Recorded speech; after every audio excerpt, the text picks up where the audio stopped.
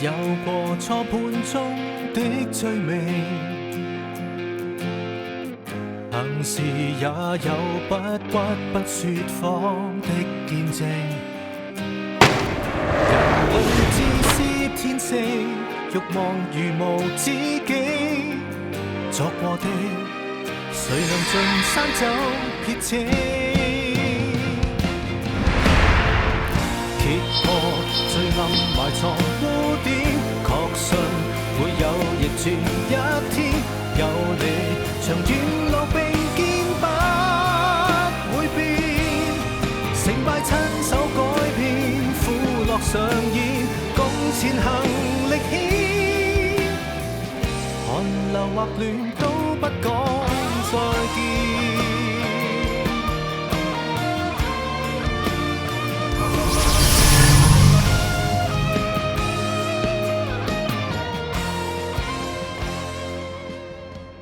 នៅចុះថាពួកគេជាដៃគូក្នុងសុបិនទៀត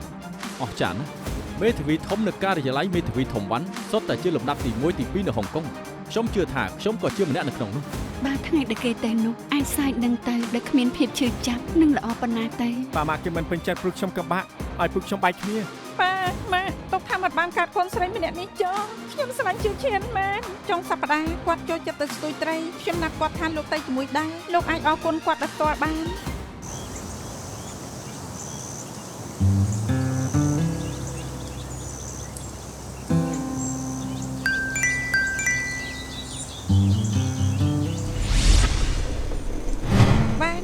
អញ្ចឹងសម្រាប់ឲ្យស្រួលចុះបាយបាយចាយក្រុមឆាថាមិនស្រួលខ្លួនមកមិនបានទេ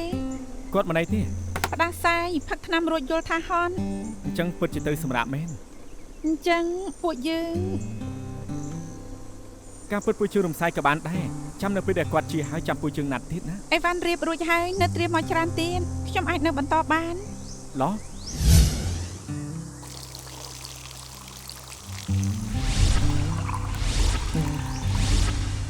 យេកាឆៃវ៉េមែនហើយយ៉ាងម៉េចដែររសជាតិសាបពេកទេអត់ទេខ្ញុំចូលចិត្តណាស់វាមានក្លិនផ្លែឈើពិសេសម្យ៉ាងខ្ញុំចូលចិត្តបើសិនជានឹងជប់ដូររសជាតិនឹងអាចសាកាដូរ៉ារបស់កូឡុំប៊ីបានវាមិនមែនជាកាហ្វេបុរាណទេវាជាកាហ្វេដែលមានគុណភាពខ្ពស់កាហ្វេស្ដាងមានក្លិនផ្លែប៉ោមខៀវក្រាស់ល្មមមានក្លិនអាកាម៉ុនលើកនេះខ្ញុំរើសស្ដាងល្អយីមិនលោកមិនផឹកទេនៅក្នុងអ៊ីនធឺណិតថាត្រូវតែមើលដងសន្ទូចឲ្យជាប់ឲ្យតែមានខ្យល់ឬស្មៅរង្គើកត្រូវត្រៀមលើកដងសន្ទូចភ្លាមអញ្ចឹងត្រូវមិនអាចរត់រួចបានកុំភ័យពេកមានខ្ញុំមើលហើយឆាប់ផឹកទេវគ្គក្រោយខ្ញុំចង់ផឹកកាហ្វេដែលលោកថាមុននេះកាដូរ៉ាកាដូរ៉ា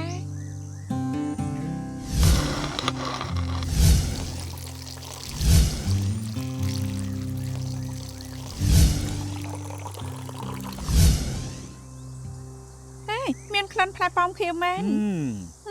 ហេត្រីស៊ីសន្ទូចហើយស៊ីហើយ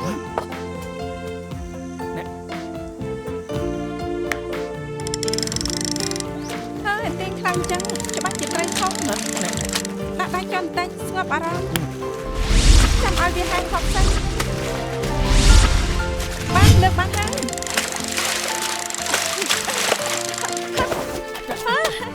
អត់ផងស្ទួយលើកទី1ក៏បានតែហើយអាចថតឲ្យខ្ញុំបានទេទូមួយពូគីបានមកចាំខ្ញុំថតឲ្យថតជាមួយគ្នាទៅមក1 2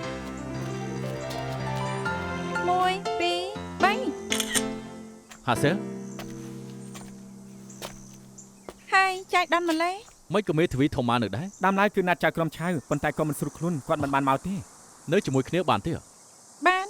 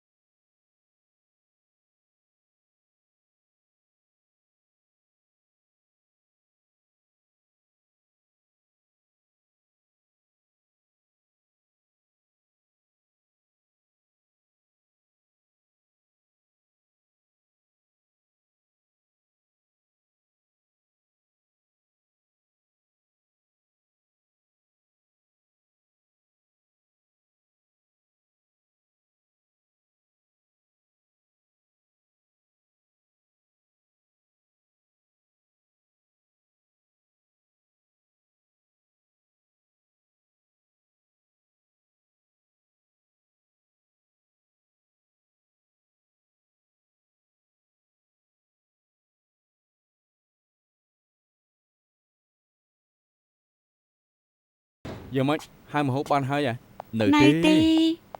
មិនទេដឹងមុនខ្ញុំចូលបដូរខោអាវពួកឯងថាកាន់ទូរស័ព្ទកំងមហូបនោះអី ខ្ញុំមើលរឿងក្រែងពួកលោកកំងហី និយាយពីឯងនឹងតាសុងធ្វើស្អីហ្នឹង យ៉ាងម៉េចចាំតែចាំហៅ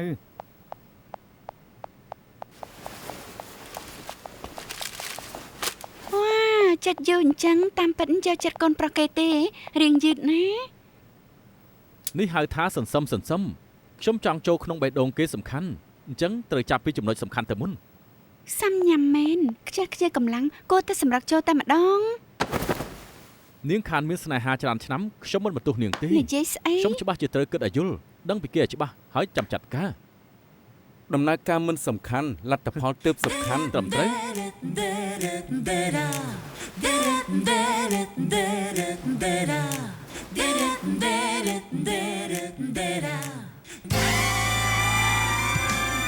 អូលយមែនតែក្រំវឹកក៏ហ៊ានញ៉ែ ឲ្យវិញ ហើ ម យ ក គេថាហាសែណាលឿនជាងលោក វិញ ទេ មក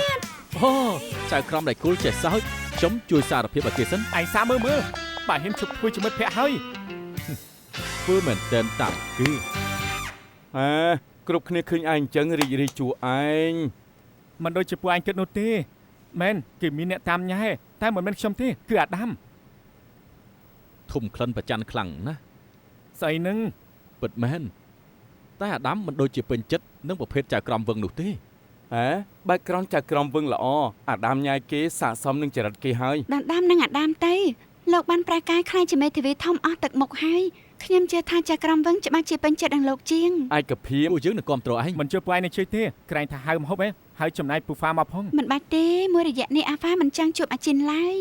តាមពិតមានឯងធ្លាប់មើលឯងឲ្យពូហ្វារកស៊ីតិចតួចទៅ អាឡូអូស្ងប់អារម្មណ៍ខ្ញុំនឹងទៅភ្លាមមិនបាច់ឲ្យចំណាយខ្ញុំទេ ចវាយចូលចិត្តទេទូរស័ព្ទមកគេពេលគេកំពុងញ៉ាំដេកឬជុះណា គ្មានវិធីទេណានាឲ្យគេជាសសរទ្រូងស៊ីលីទៅលេងខ្ញុំខ្ញុំចង់ជួបកូនស្រីខ្ញុំឆាប់លេងខ្ញុំទៅលេងទៅឆាប់លេងខ្ញុំទៅ បងមេស៊ី គ្រូតាជីន លោក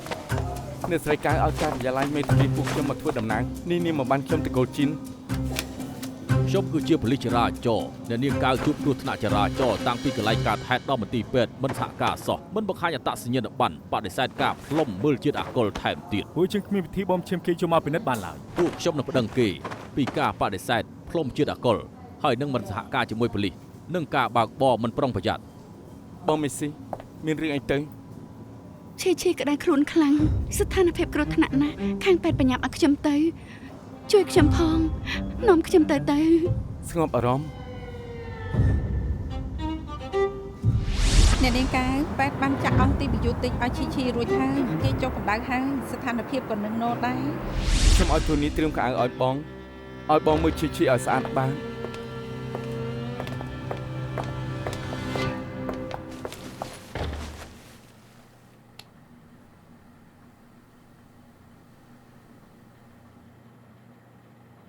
ឈី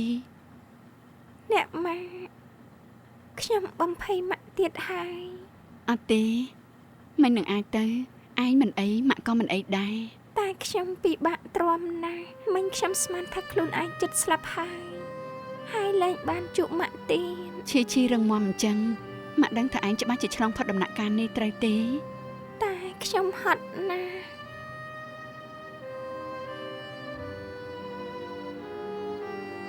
ឈី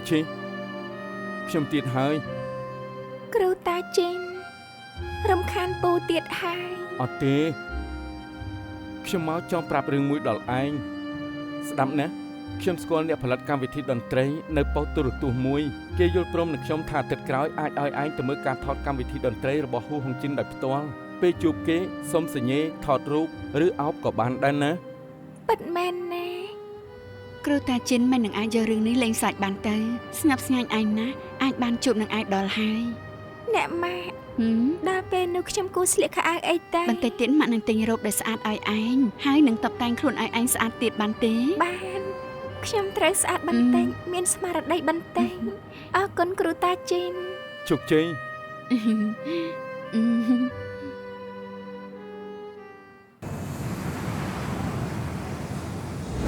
សាមិញតុកថារលូនដោយពួកឯងគិតអញ្ចឹង Brian នៅខាងដាំចោតទេដឹងថាពួកយើងមានតែទទួលថាបាក់បោមិនប្រយ័ត្ន មើលទៅពួកគេដូចជាពួកយើងអញ្ចឹងនឹងតវ៉ារឿងបដិសេធនិងការផ្លុំជាតិអាល់កុល សំណាងបងមេស៊ីមិនបានបុកគេរបួសបាក់បោមិនប្រយ័ត្នភាគច្រើនត្រូវពិន័យលុយតែទោះបដិសេធការផ្លុំជាតិអាល់កុលធ្ងន់ដោយការបង្កគ្រោះថ្នាក់ដោយស្រានឹងថ្នាំអញ្ចឹង តាមចម្លើយប៉ូលីសដែលនៅកន្លែងកើតហេតុនិងចម្លើយមេប៉ុស្តិ៍ចរាចរណ៍នៅក្នុងពេទ្យប្រាប់ថាប្រតិកម្មនិងអាការៈរបស់នាងនៅពេលនោះមើលទៅដូចជាផឹកថ្នាំរួច ខ្ញុំមិនបានផឹកថ្នាំមែនអ្វីដែលយ៉ាប់គឺរបាយការណ៍របស់ពេទ្យក្នុងបន្ទប់សង្គ្រោះថាពេលនោះសម្ពាធឈាមនាងខ្ពស់មានការញ័រទ្រង់ដៃជើងអស់កម្លាំងឆ្លើយខុសសំណួរស្មារតីមិនសូវជាស្រួលស្ដាប់ទៅដូចជាព្រោះតែនាងដឹងថាខ្លួនឯងគឺផឹកថ្នាំហើយបាក់ឡានកើតរឿងដូច្នេះមិនសហការពេលខ្ញុំឮថាឈីក្តៅខ្លួនខ្លាំងមានគ្រោះថ្នាក់ខ្ញុំផាត់ភ័យវង្វេងវង្វាន់អស់ខ្ញុំចេញមកដោយរបៀបម៉េចគ្រោះថ្នាក់របៀបម៉េចខ្ញុំមិនចាំច្បាស់ឡើយពេលដែលបុកនោះខួរក្បាលទៅទេស្អាតមិនយូរប្រហែលក្រោយភ្ញាក់ឡើងខ្ញុំក៏ចង់បើកឡានទៅទៀតតែឡានជាប់គាំងខ្ញុំមិនដឹងថាធ្វើយ៉ាងម៉េចក៏នឹកឃើញទេរលោកគ្រូតាជីនទៅតែខ្ញុំបានប្រាប់អីទៅលោកខ្លះក៏ខ្ញុំមិនចាំដែរខ្ញុំគ្រាន់តែចាំថាខ្ញុំប្រាប់ខ្លួនឯងថាត្រូវចាក់ចេញពីទីនេះឲ្យឆាប់បានទៅជួបឈីខ្ញុំខ្លាចថ្ងៃក្រោយមិនអាចបានជួបគេទៀតក្រោយមកក៏មានមនុស្សជាច្រើននៅឡូឡាទៀតពួកគេនិយាយអីដាក់ខ្ញុំខ្លះខ្ញុំក៏មិនដឹងដែរហើយពួកគេនាំខ្ញុំទៅណាខ្ញុំក៏មិនដឹងតាមពីកន្លែងកាត់ហើយរហូតដល់ក្នុងពេទ្យបងមានសភាពបែបនេះរហូតទេមែនក្រោយមកបានជួបគ្រូតាជីននៅពេទ្យទើបខ្ញុំស្ងប់ចិត្តហើយទើបដឹងថាមានរឿងអីនឹកឃើញអី ក្នុងភ្នែកដើមចោតគ្រោះថ្នាក់នេះបង្កឡើងដោយការបើកបរផឹកថ្នាំតែនៅក្នុងភ្នែកពួកយើងជាគ្រោះថ្នាក់ដែលកើតឡើងព្រោះម្ដាយស្រឡាញ់កូនម្នាក់មានភាពស្លន់ស្លោខ្ញុំយល់នៃលោកខ្ញុំនឹងឆាប់រកអ្នកជំនាញឲ្យជួយបងមីស៊ីកុំបារម្ភអីដើមឡើយចង់កុហកឈីមិនឲ្យគេដឹងរឿងបុកឡាននោះតែក្រោយមកនៅតែត្រូវគេមើលឃើញក្នុងអ៊ីនធឺណិតឈីច្បាស់ជាបន្ទោសខ្លួនឯងថាធ្វើបាបបងពេលខ្ញុំទៅទិញរ៉ូបស្អាតទុកឲ្យគេពាក់ទៅជួបហូបឺតនោះគេសាយក៏មិនសាយផងនៅថាលែងចង់ទៅជួបគេទៀតបងច្បាស់ជាមិនអីបងច្បាស់ជាកំដរឈីទៅជួបហុងជីនដោយសប្បាយចិត្ត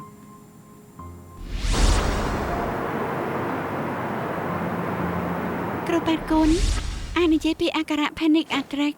ឬការស្លន់ស្លោបានទេនិយាយទៅ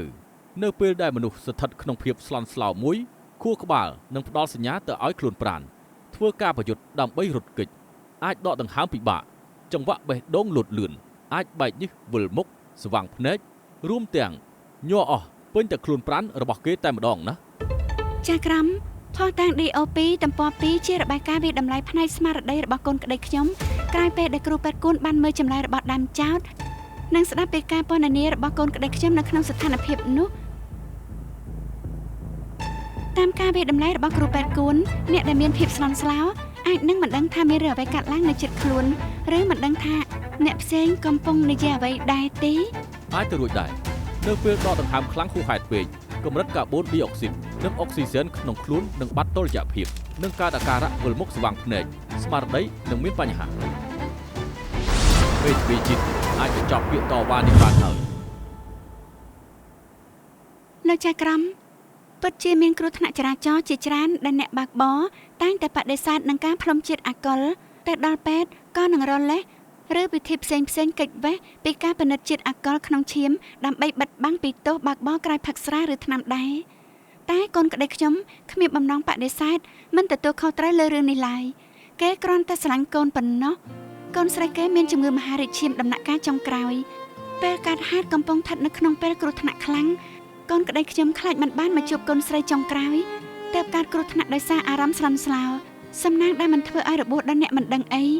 ឯរាងកាយគេក៏គ្មានរបួសដែរគំនិតតែមួយគត់របស់កូនក្តីខ្ញុំនៅពេលនោះគឺបើកឡានបន្តទៅពេទ្យឲ្យបានឆាប់ជួបនឹងកូនស្រីតែស្ដាយណាស់ឡានបើកលែងកើតនៅពេលនោះគេកាន់តែអន្ទះសាខ្លាចផាត់ភ័យដូច្នេះទើបមានអាការៈស្លន់ស្លោនេះកើតឡើង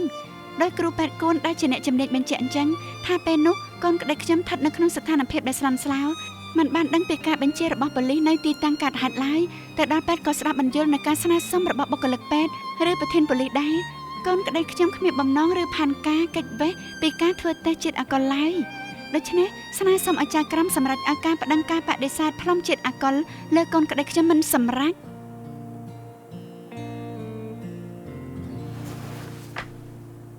ដ ដោយគិតគូរលើផោះតាំងទាំងសងខាងខ្ញុំទទួលយករបាយការណ៍ជំនាញដែលខាងចុងចោតលើកឡើងហើយជឿថាចុងចោតនៅពេលនោះស្ថិតក្នុងស្ថានភាពស្លន់ស្លោហើយមិនអាចស្ដាប់ដឹងពីការសាកសួររបស់ប៉ូលីសនៅក្នុងពេលនោះមិនមែនបដិសេធក្នុងការផ្លុំជាតិអាល់កុលឡើយដោយផ្អែកលើផោះតាំងមានហេតុផលតុលាការសម្រេចថាការប្តឹងចុងចោតបដិសេធមិនផ្លុំជាតិអាល់កុលមិនសម្រេចម្យ៉ាងនឹងដោះស្រាយការចោទប្រកាន់ពីបទបើកបរទ្វេប្រហែសដែលចុងចោតបានសារភាពនេះភ្លាមៗចៅក្រមចង់ចោតគ្មានកំណត់ត្រាល្មើសច្បាប់មែនតែមានកំណត់ត្រាបើកបរទ្វារប្រាពីរដងមានម្ដងនោះធ្វើត្បិតថាមិនធ្វើឲ្យគេមានរបួសតែបែរជាធ្វើមានការផ្ញើប៉ាល់ទូទាំងក្រុងគឺបុកផ្ទះគេធ្វើឲ្យឆេះផ្ទះលោកចៅក្រមករណីដែលព្រះរាជអាជ្ញានិយាយគឺជារឿងកាលពី10ឆ្នាំមុនហើយខ្ញុំគ្រាន់តែចង់ឲ្យចៅក្រមនឹងច្បាស់ថាធ្វើត្បិតជនល្មើសបើកបរមិនប្រយ័ត្ននៃចុងចោតនៅឆ្នាំនោះវាមិនស្ថិតនៅលើកំណត់ត្រាលេខ167មែនតែយ៉ាងណាក៏ធ្វើមានការចុះផ្សាយនិងមានការភ្ញាក់ផ្អើលយ៉ាងធ្ងន់ធ្ងរដែរលោកចៅក្រមឃើញថាលើកនេះជាគ្រោះថ្នាក់ដែលកើតឡើងដោយមានមូលហេតុមិនអាចដាក់លាយឡំគ្នាឡើយជឿថាលោកចៅក្រមនឹងជំនុំជម្រះក្តីយ៉ាងយុត្តិធម៌ឃើញថាចុងចោតមានការពាក់ព័ន្ធនឹងគ្រោះថ្នាក់ចរាចរណ៍ដោយដែលដើមចោតបានលើកឡើងស្ថានភាពក៏មិនស្រាលទៀតខ្ញុំក៏មិនសង្ឃឹមថាដាក់ទោសស្រាលពេកធ្វើឲ្យអ្នកក្នុងសង្គមយល់ខុសឡើយដោយស្មានថាទោសពាក់ព័ន្ធនឹងគ្រោះថ្នាក់ចរាចរណ៍គឺស្រាល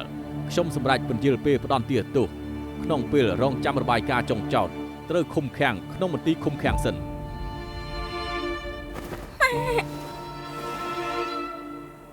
លោកចៅក្រមខាងខ្ញុំត្រូវដំណើរការពាក្យសុំនៅខាងក្រៅឃុំហើយត្រូវការសុំជាបបពីកូនក្តីខ្ញុំសូមលោកចៅក្រមអនុញ្ញាតឈីលោកចៅក្រមជួយកូនខ្ញុំផងជួយកូនស្រីខ្ញុំផងដោយមានបញ្ហាភ្លាមពាក់ព័ន្ធដល់ជីវិតអសាវនាការសិទ្ធិ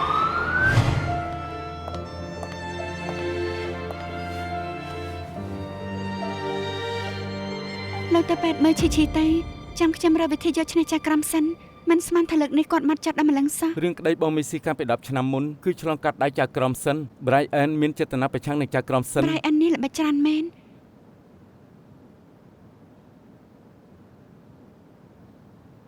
ប្រាប់មកនៅឃើញដល់អីខ្ញុំមានវិធីជួយបងមេស៊ីមិនបាច់ត្រូវឃុំប៉ុន្តែអាចបំផ្លាញគេឈ្មោះនាង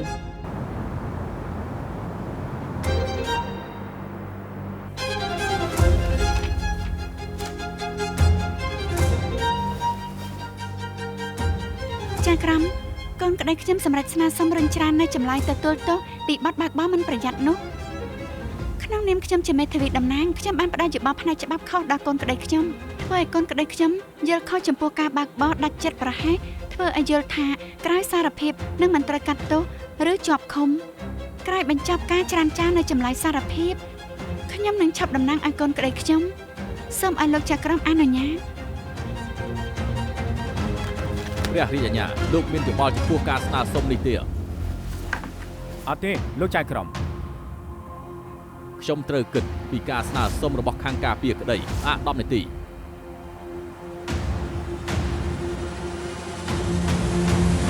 យ៉ាងម៉េចដៃជើងនៅឈឺទេមិញទៅចាក់ថ្នាំបំបត្តិការឈឺចាំគ្រូពេទ្យថាចិត្តបានឈឺហើយ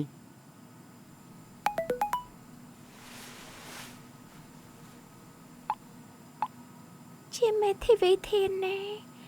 ម៉ាក់ខ្ញុំយ៉ាងម៉េចហើយម៉ាក់ឯងមិនអីទេចៅក្រមព្រមឲ្យម៉ាក់ឯងនៅក្រៅឃុំគួរតែមកជាមួយនឹងមេធាវីធានអរគុណពួកពូហើយពួកពូពិតជាជោគជ័យមែនឯងក៏ត្រូវជោគជ័យដែរយ៉ាងម៉េចមិនក៏ធ្វើមុខអញ្ចឹងរឿងក្តីម៉ាក់ឯងត្រូវចាំឲ្យចៅក្រមសម្រេចសិនតែខ្ញុំមានជំនឿចិត្តថាគាត់មិនអីច្បាស់ជាអាចកំដរឯងទៅជួបនឹងហ៊ូហុងជីនបានគ្រូតាជីនពូថាពូចិត្តដិតនឹងអ្នកផល្លានអាចជួយខ្ញុំរឿងមួយបានទេម្សិលមិញឈីបានបញ្ជូនមកដោយសន្លប់ពួកខ្ញុំបានធ្វើការពិនិត្យឲ្យគេយ៉ាងល្អិតល្អន់ហើយបង្ហាញថាសន្ទុះមហារាជគេឡើងខ្ពស់ណាស់ផ្លាកែតនៅក្នុងខ្លួនគេបានធ្លាក់ចុះនៅសល់ត្រឹមតែមួយខ្ទង់អាចមានគ្រោះថ្នាក់ហូរឈាមនៅខាងក្នុងគ្រប់ពេលបានន័យថាពេលវេលាគេកំពុងតែរាប់ថយក្រោយហើយ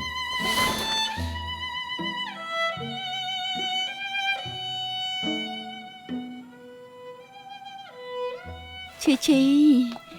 ជោគជ័យ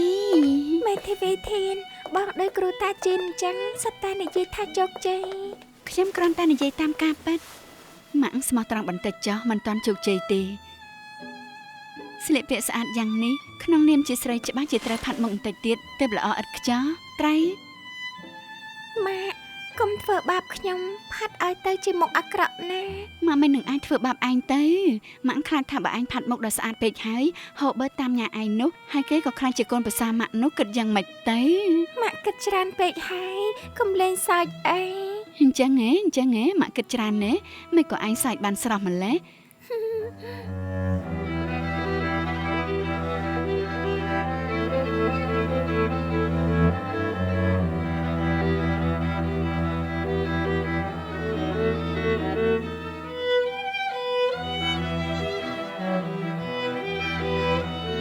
បើសិនថ្ងៃដែលគេទៅអាចទៅដោយញញឹមគ្មានការឈឺចាប់នោះនឹងល្អប៉ុណ្ណាទៅ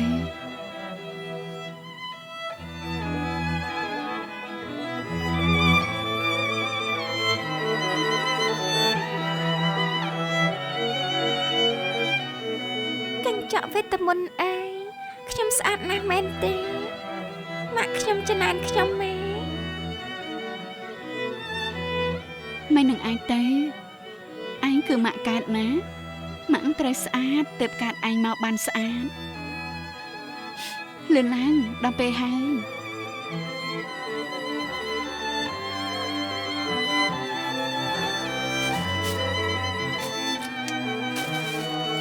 ចាំខ្ញុំជួយផាត់ឲ្យដោយស្រីកូរ៉េចឹងរំខានហើយម៉ាក់ទៅបន្ទប់ទឹកសិន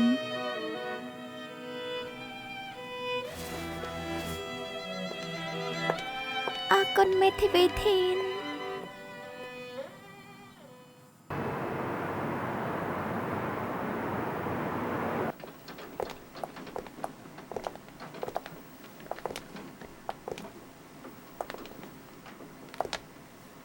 គ្រូតាជីនក្រែងថាម៉ោង8ចាប់ផ្ដើមថតទេមិនក៏គ្មានមនុស្សអាចរំសាយទេ កុំភ័យអី អត់ទេបើសិនជារំសាយមិនដឹងថាពេលណាឈីបានមកទៀតឡើយ គ្រូតាជីនពូថាពូចិត្តដិតនឹងអ្នកផលិតអាចជួយខ្ញុំរឿងមួយបានទេ ពួកយើងតែអង្គុយសិនទៅ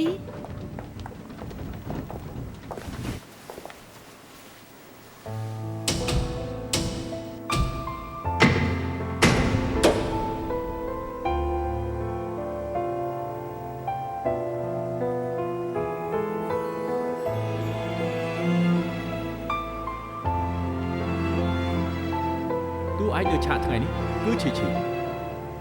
ដែលក្លាហានហើយកតញ្ញូទៀត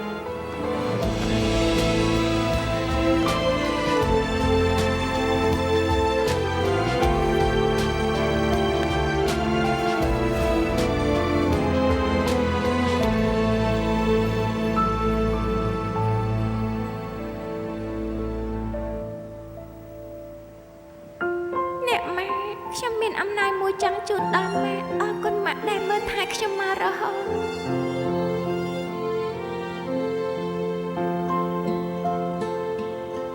望着你講，也許更易濃於水的三個字，從我降世一開始到永遠不休止，你亦是我支柱、動力和意義。You make me cry, make me smile, make me feel the love is true。謝謝你的關顧，以及無償的愛護，年月漫漫多艱苦，你也永遠友善擔心我喜惡，唯恐我並未得到最貼身保護。I love you。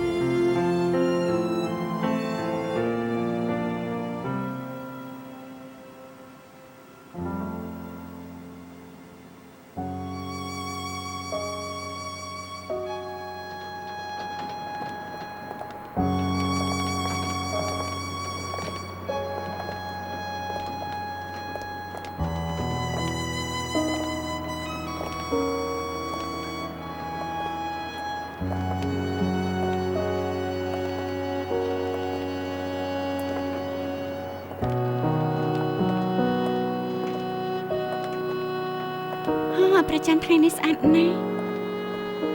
មែនហើយស្អាតពិតមែន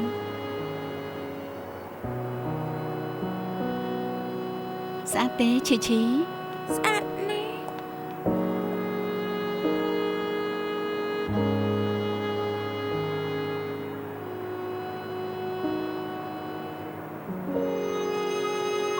អ្នក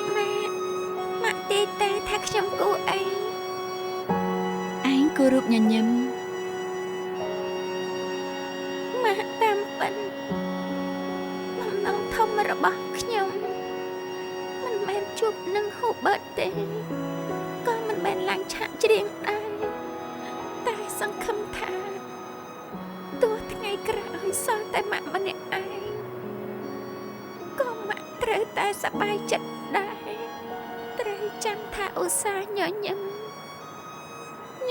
ឲ្យច្រើននិងមានសុខភាពល្អ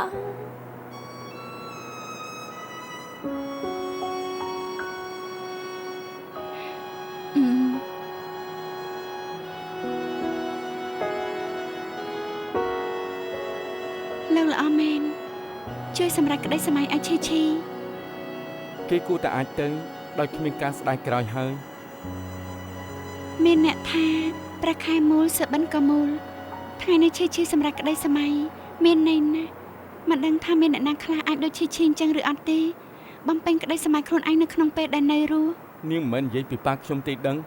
លើកជួយតាសុងនៅជួយឈីឈីទៀតមិនអាចមិនជួយប៉ាខ្លួនឯងទៀតដឹងអាកតញ្ញូណាពួកយើងថតរូបនឹងប្រច័ណ្ឌមួយទៅ ចាំខ្ញុំជួយ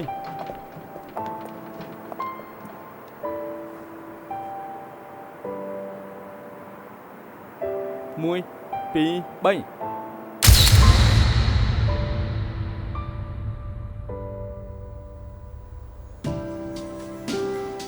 អរគុណពួកលោកដែលជួយដំណើរខ្ញុំកំដរឈីឈីចុងក្រោយ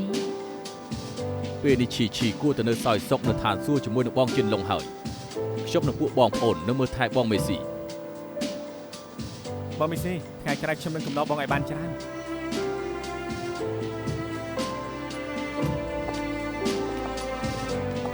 បងមេស៊ីគ្រប់យ៉ាងធ្វើរួចអស់ហើយសម្រាប់អច្រានទៅ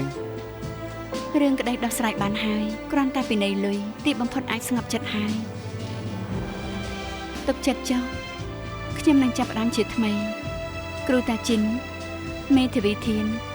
លើកនេះពិតជាអរគុណពួកនាងណាស់សូមជួយរំលែកទុកផង ថៃខ្លួន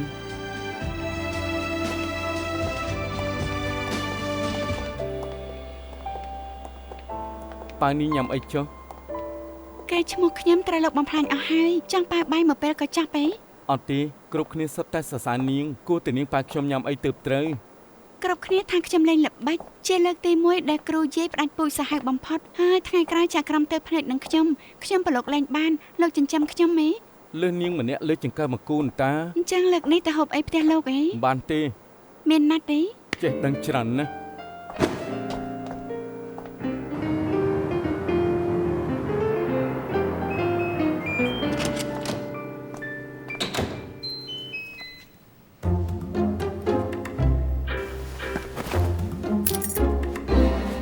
ប៉ាគឺជារបស់ប៉ា ឯងចេញអាវថ្មីឲ្យប៉ាហើយកូនសោនេះគឺស្អីវិញ អាវថ្មីតំណាងឲ្យការចាប់ផ្ដើមថ្មីហើយឡានដឹកទំនិញនេះធ្វើត្បិតតែមកទឹកមែនតែយ៉ាងណាក៏ថ្មីជាងឡានដែលប៉ាខ្ចីមិត្តភ័ក្ដិដែរបើកឡានសុវត្ថិភាពគឺសំខាន់ អញ្ចឹងឯងព្រមឲ្យប៉ាធ្វើជាអ្នកដឹកជញ្ជូនហើយឯងតែបើសិនជាប៉ាបរាជ័យអាចបោកផ្លាញឯងណា លើកនេះខ្ញុំនឹងឃ្លាំមើលប៉ា លើកនេះប៉ាច្បាស់ជាជោគជ័យ ក៏មិនបាច់ធ្វើបាបខ្លួនឯងពេកដែរធ្វើតាមកម្លាំងទៅរឹតតែបារម្ភរឹតតែយ៉ាប់ មិនសូវខ្វល់មិនសូវមានបញ្ហា ជោគជ័យ មិនក៏ស្រាប់តែបដូរគំនិត ហើយខ្ញុំមិនចង់ឃើញប៉ាដូចជាត្រីប្រៃរាល់ថ្ងៃទេ ហេថ្ងៃនេះប៉ាជាគ្រឿងសមុទ្រស្រស់លោតចុះលោតឡើង បានបំពេញក្តីសម័យលែងសោកស្ដាយហើយនៅ ចាំឯងរៀបការកើនកូនទើបប៉ាអស់ការសោកស្ដាយ ធ្វើមនុស្សកំលុតលន់ពេក នេះហៅថាបារម្ភ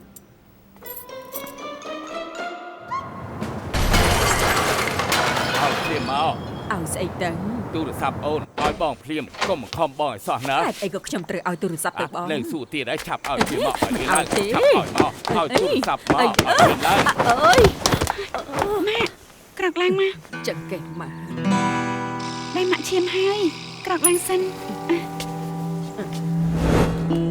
នៅថាមិនអីទៀត មិនអីទេដូចតាញ់តើមិនអីឡើយអូ ប៉ាផ្ដេសផ្ដាស់មែនចេះតែលើកដៃលើកជើងដាក់ម៉ា ឯ ក់ ងនិយាយផ្ដេសផ្ដាស់យើងលើកដៃលើកជើងដាក់គេពីកាល លើកនេះគឺខ្ញុំឃើញប៉ារុញម៉ាក់ឲ្យដួលដោយផ្ទាល់ភ្នែកនេះជាអំពើហិង្សាអាចប្តឹងប៉ូលីសបាន គេមិនបានរុញម៉ាក់ទេគឺម៉ាក់រអិលខ្លួនឯងតើ អូនបាច់និយាយជួបបងទេមេធាវីធំអញ្ចឹងឯងប្តឹងប៉ូលីសចាប់យើងទៅយើងក៏ប្តឹងដូចគ្នាប្តឹងថាម៉ាក់ឯងមានប្រុស ខ្ញុំប្រាប់ប្រមាណដងទៅព្រមជឿខ្ញុំគ្មានប្រុសទេ បងឲ្យអូនឲ្យទូរស័ព្ទមកបងមើលបញ្ជាក់ថាអូនគ្មានអីជាមួយនឹងស្នេហាដំបងរបស់អូនតែអូនមិនឲ្យបងមើលបានន័យថារអ៊ីចិត្ត ខ្ញុំមិនបានធ្វើផងដូច្នេះមិនបាច់បញ្ជាក់មកដល់ផ្ទះភ្លាមក៏ឆេវឆាវបោះអីវ៉ាន់ពេញផ្ទះមិននិយាយហេតុផលសោះសរុបទៅខ្ញុំនឹងអាជីងគឺត្រឹមត្រូវជឿឬអត់គឺតាមចិត្តបង អាជីងគ្រាន់តែលឺចង់ក្អួត អ្នកណាគឺអាជីង សៀគួរជីងខានជួបគ្នាជាង10ឆ្នាំហើយម៉ាក់ឈឺឆ្អឹងឆ្អែងម៉ាក់យិនឡានថាមានគ្រូពេទ្យខិនល្អម្នាក់នៅយិនឡានណែនាំឲ្យម៉ាក់ហើយចៃដន្យជាគេប៉ុណ្ណោះ អូនឈឺឆ្អឹងឆ្អែងនេះទៅរកពេទ្យអឺរ៉ុបមើលរហូតគ្រាន់តែឃើញស្នេហាដំបងអូនមកវិញពី3ថ្ងៃរត់ទៅជួបគេម្ដងចាក់ផងម៉ាសាផងដេកលើក្រែគេឲ្យធ្វើយ៉ាងម៉េចទៅ គួរឲ្យខ្ពើមមែន រឿងគួរឲ្យខ្ពើមអញ្ចឹងអូននៅធ្វើបាននៅហ៊ានថាទៀ បា ត នហើយប៉ាមិនស្ដាប់គេបកស្រាយឡើយគ្មានផតតាំងកមូលបង្កាច់ម៉ាក់អី ផោះតាំងនៅក្នុងទូរស័ព្ទគេមិនហ៊ានឲ្យយើងមើលយើងខ្ជិលរវល់នឹងពួកឯងណាស់ហើយ ពិតជាគួរឲ្យខឹងមែន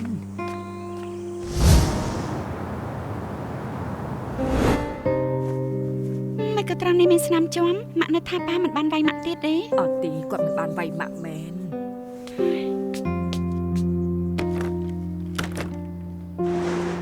ហេតុអីក៏យកវលីចេញមក ខ្ញុំជឿយកកៅអៅឲ្យម៉ាក់រើទៅនៅផ្ទះខ្ញុំប៉ាកាន់តែហួសហេតុហើយខ្ញុំមិនអាចទុកម៉ាក់ឲ្យនៅទីនេះតែម្នាក់ឯងឲ្យនៅផ្ទះជាមួយគាត់ទេ កុំរៀបអីចំណាស់នេះហើយនៅធ្វើរឿងអញ្ចឹងទៀតដល់ពេលនោះមិនមែនចេញពីផ្ទះទេគឺខ្មាស់គេហើយ ម៉ាក់នៅខ្វល់ពីរឿងហ្នឹងទៀតទេខ្ញុំបារម្ភពីម៉ាក់ ឯងស្ដាប់ម៉ាក់ណាព្រឹកមិញពេលម៉ាក់រៀបចំផ្កានៅខាងក្រៅនោះពេលប៉ាឯងមកពីហាត់ប្រាណវិញមិនដឹងថាស្ដាប់ឮពីអីទេក៏ខឹងរុញផើងផ្កាទាំងអស់នោះម៉ាក់ចង់ទៅលើកផើងផ្កាក៏ត្រូវរបួសទៅ ប៉ែតចិននោះជាស្នេហាដបងម៉ាក់មែននេះ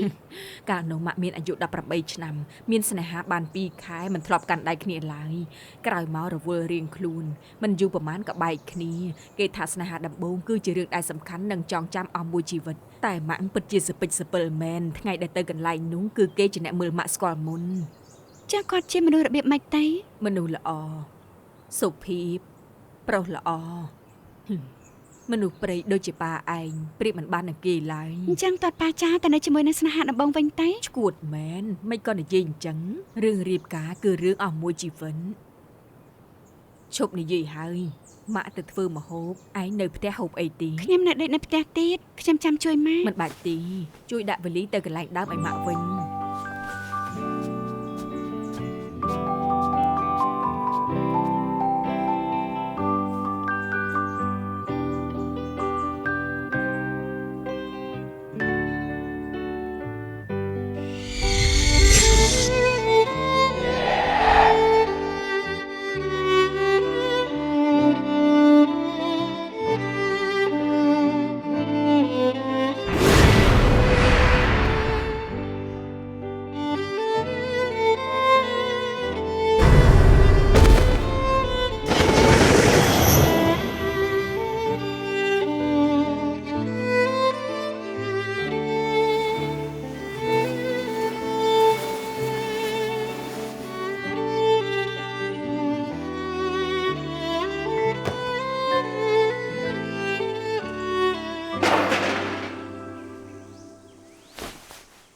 ម៉ាក់កើតអីហ្នឹង មិនអីទេម៉ាក់ចង់លើកកៅអីឡើងគ្រាន់តែអោនបន្តិចក៏ជាប់ចង្កេះមិនប្រយ័ត្នមែន ប៉ាទៅហាត់ប្រាណទៀតហើយ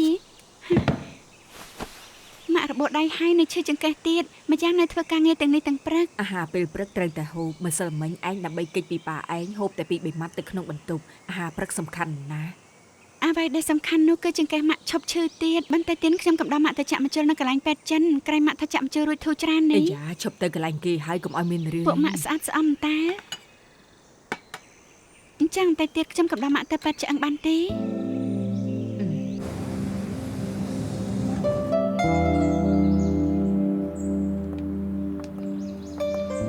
ថ្មនេះពិបាកហៅឡានណា កំភៃហើយឡានអាចារ្យនៅមាត់ភូមិហើយ ឈុនហួរ អាចជីង គេជាស្នេហាដំបងម៉ាក់អី គ្រូពេទ្យស៊ីមិនក៏លបងមកទីនេះ ខ្ញុំមករកនាងជាពិសេសម្សិលមិញនាងមិនទៅព្យាបាលតែទៅនាងបិទទូរស័ព្ទទៀតខ្ញុំខ្លាចរបួសចង្កេះនាងកាន់តែធ្ងន់ធ្ងរ អរគុណដែរបារម្ភកូនស្រីខ្ញុំពេលនេះគេនាំខ្ញុំទៅពេទ្យឆ្អឹង សួស្ដីលោកគ្រូពេទ្យអរគុណដែលមកមើលម៉ាក់ខ្ញុំដោយផ្ទាល់ ជាការគួរណាស់ ចាំមកឈឺណាស់ មិនកលានមិនតាន់មកដល់ទី ខ្ញុំសួរសិនថាដល់ណាហើយ មិនអញ្ចឹងខ្ញុំជួយម៉ាស្សាយនាងដើម្បីសម្រាលបន្តិចសិនចុះ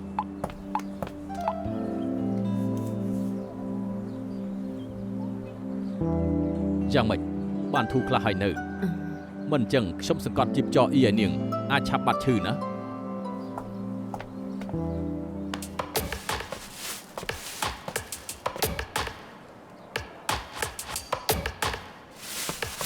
ទៅងាប់ទៅអនុមោកម្មទីប្រពន្ធយើងឯងងាប់ទៅងាប់បណ្ដាទៅមកទីឯងបណ្ដាទេឯង លោកធានយល់ច្រឡំហើយ យល់ច្រឡំស្អីធ្វើប្រទេសផ្ដាស់នៅកណ្ដាលផ្លូវជាការបំពេញលើគេច្បាស់ណាស់អនុមោកម្មឯងនេះ មិនឈុនហួរឈឺចង្កេះខ្ញុំគ្រាន់តែចុចជីបចោឲ្យគេបាត់ឈឺតែប៉ុណ្ណោះទេ គ្រូពេទ្យខ្វះសិលធម៌ដោយឯងថាព្យាបាលជួយគេសុទ្ធតែជាការបោកប្រាស់ទាំងអស់ហ្នឹង កុំនិយាយផ្ដេសផ្ដាស់អត់ទេ អត់ស្អីទៅមិនចឹងគឺអូនប្រទេសផ្ដាស់អូនមានចិត្តទៅលើអាចចង្រៃនេះអូនមិនគប់បីនឹងបងហើយដឹងទេហ៎ មិនគិតថាឲ្យខ្ញុំអញ្ចឹងបងហួសហេតុពេកហើយ មូលបង្កាច់ខ្ញុំក៏ទៅហើយចុះលោកមិនអាចសង្ស័យប្រពន្ធខ្លួនឯងចឹង ឯង ទៅ ដឹងថាគេជាប្រពន្ធយើងល្អហើយឯងនៅស្ទាមឯងគេទៀតពេលនេះយើងត្រូវអាម៉ាស់មុខពេញធានវៃហើយស្រីចង្រៃឯងនេះ សុំទៅគ្រូពេទ្យលោកទៅសិនទៅ អាចចង្រៃ ប៉ាលោក អូន គ្រូពេទ្យលោកទៅសិនទៅ បងមែន ម៉ាក់ ណាឯងកុំអានទៅណាឈប់សិនចង់រត់ទៅណាឈប់ទៀតអូនចង់ទៅណាកុំទៅ លែង សោះណា មិនពាក់ព័ន្ធនឹងបងទេ មិនពាក់ព័ន្ធនឹងបងជាប្តីអូនណា មិនមែនទេលែងលះទៅ ពាក្យលែងលះក៏អូននិយាយចេញមកបានដែរពិតជាមិនចេះខ្មាស់គេមែន ប៉ាលេងម៉ាក់ទៅខ្ញុំសូមប្រាប់ប៉ាក្នុងនាមជាមេធាវីតំណាងឲ្យម៉ាក់ខ្ញុំនឹងជួយគាត់ស្នើសុំការលែងលះទៅតុលាការ នាងសំអុយឯងនេះយើងប្រាប់ឲ្យហើយយើងមិនលែងលះដាច់ខាតមួយ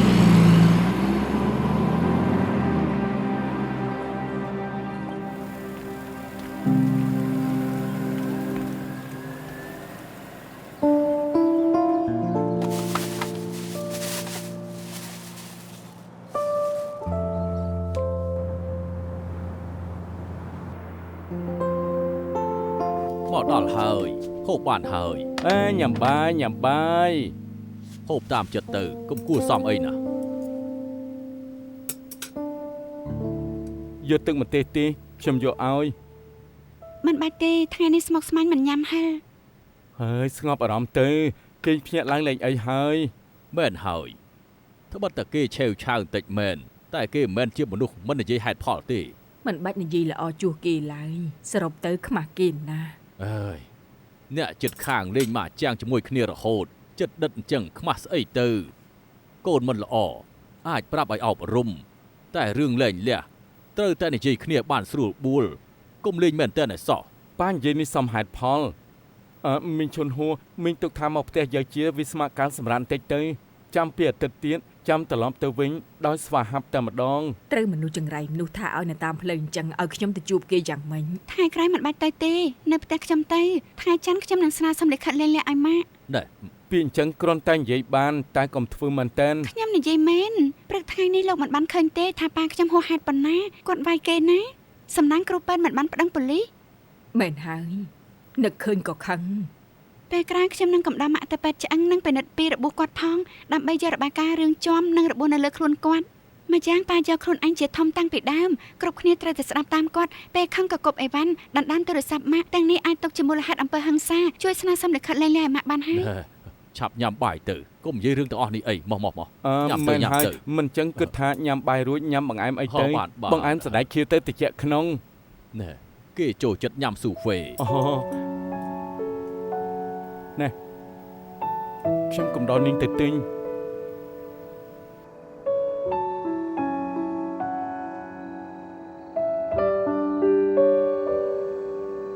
យ៉ាងម៉េចនាងពិតជាយល់ថាក្រោយមានឈុនហួរលែងលះហើយពិតជាសប្បាយចិត្តណា ម៉ាក់ទ្រាំនឹងប៉ារាប់ឆ្នាំហើយនិយាយពាក្យថាលែងលះចេញច្បាស់ជាទ្រាំលែងបានពេលតើខ្ញុំយល់ថាបើពួកគាត់ចេះតែឆ្លោះគ្នាអញ្ចឹងមិនគួររៀបការនោះឡើយ ខ្ញុំគ្រាន់តែចាំថាឲ្យតែពួកគាត់ឆ្លោះគ្នាម្ដងនាងក៏ចុះមកក្រោមដូចពេលនេះអញ្ចឹងហើយហៅខ្ញុំញ៉ាំអីតិចជាមួយគ្នាចុះពេលនាងទៅផ្ទះរាល់លើកឃើញមានឈុនហួរនិងពូហ្វៃអ៊ីងយ៉ាងម៉េចដែរ ដូចជាគ្មានរឿងអីកើតឡើងអញ្ចឹងតែមានពេលខ្លះខ្ញុំឃើញលើខ្លួនម៉ាក់មានរបួស ណែមីងឈុនហួរមិនដូចជាអ្នកដែលត្រូវគេវាយហើយមិនតមាត់នោះទេពូហ្វៃអ៊ីនធ្វើត្បិតតែឆេវឆាវមែនតែក៏មិនដូចជាប្តីដែលវាយប្រពន្ធដែរ លោកជាប្រុសច្បាស់ជាជួយប្រុសហើយ ដៃម្ខាងផ្ទះមិនលឺទេឧបាសិកាខន្តីវាចាក់ទោសៈ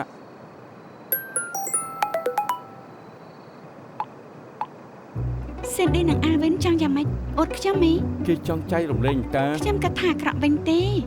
ព្រឹកមិញខ្ញុំជាសពឃើញខ្លួនឯងពាក់រោគការឲ្យរត់រហូតពេលនេះបែរជាមើលឃើញរូបថតរៀបការគេ ខ្ញុំចាប់ផ្ដើមយល់ថាហេតុអីនេះកិច្ចការរៀបការហើយគួរតែរងឥទ្ធិពលពីមីងឈុនហួរនិងពូហ្វៃអ៊ីននាងខ្លាចការរៀបការ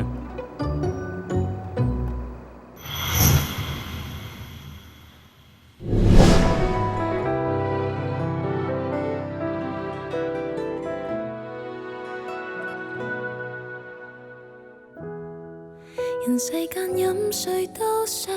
擁有愛，宇宙在心仍能靜待。